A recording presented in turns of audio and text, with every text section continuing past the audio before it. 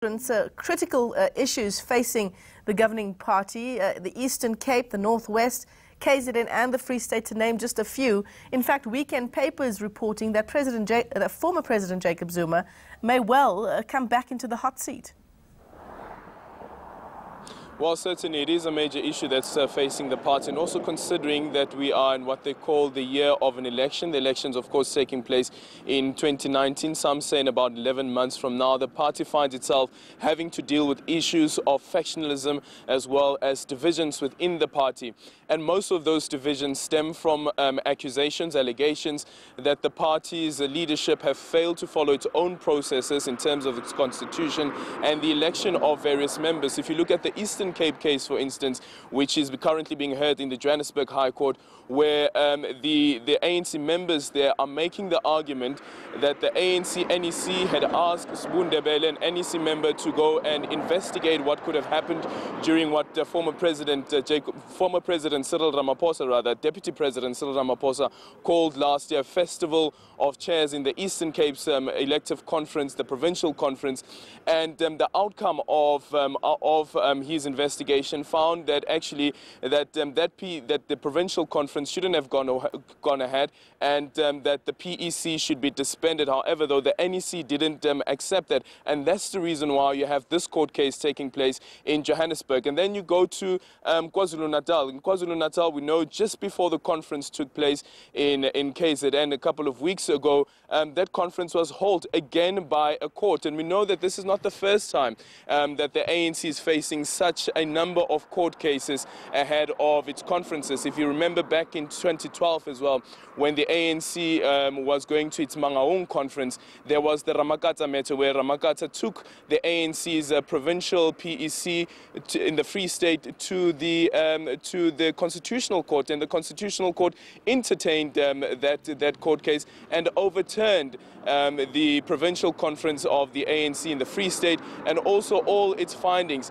And if this court case, for instance, the one in the Eastern Cape, could see the light of day and could be found in the favor of the applicants, it could have a ripple effect on the resolutions that have been taken at the ANC's Nasrec conference, as well as the election of various members of the ANC, including the election of the president of the party.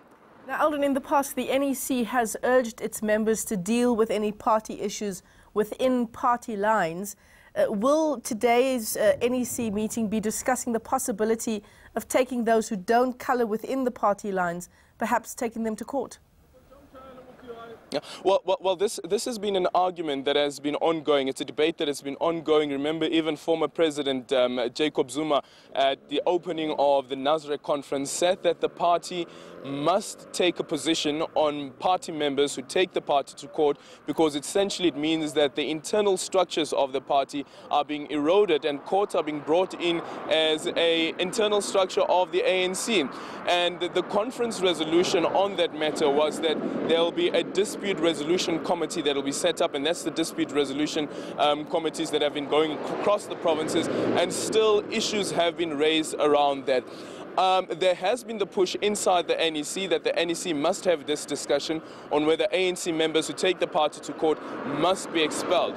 But considering, for instance, that you had the Ramakatsa matter, as I indicated earlier on, in the Constitutional Court, where it took the ANC and the Free State to the Constitutional Court, the chances there are quite slim, because if the ANC then takes a decision of that nature, it would mean that the party is essentially denying citizens of this country who are members of the party access to natural course of justice, which includes taking matters of concern to the final arbiter, which is the courts in this country.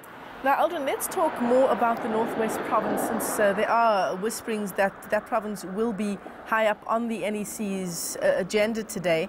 What are the implications if supporters of Cyril Ramaphosa succeed to have that province's PEC disbanded? Well, certainly something high on the agenda. First of all, replacing the acting premier in that province. Remember that she came in, Wendy Nelson, she came in after Mahumapelo took what he calls early retirement.